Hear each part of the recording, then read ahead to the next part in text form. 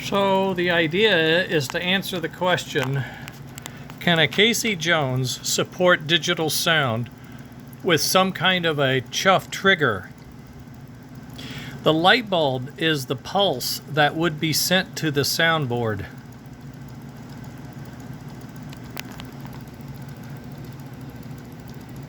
Four chuffs a rev, which is pretty speedy, really. You can see this, chuff, chuff, chuff, chuff, chuff. So maybe a slower motor would work. We don't have a load on either, you know, so that'll change.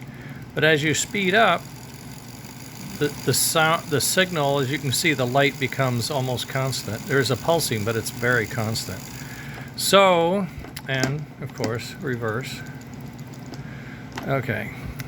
So, it's worrisome. It's worrisome.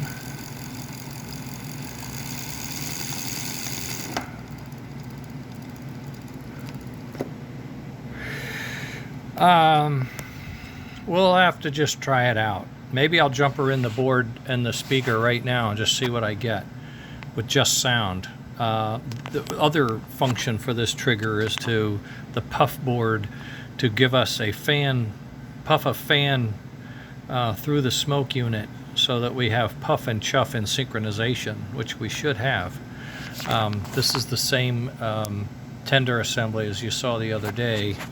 The difference here is I've added this trigger, which I know is balsa wood and a switch, okay? But I'm going to print that in 3D plastic, and it will be fairly robust, okay? And it will also be the mount for the smoke assembly, which gonna look a lot like this, okay? And it's gonna get its trigger from a little board like that, and the soundboard in unison.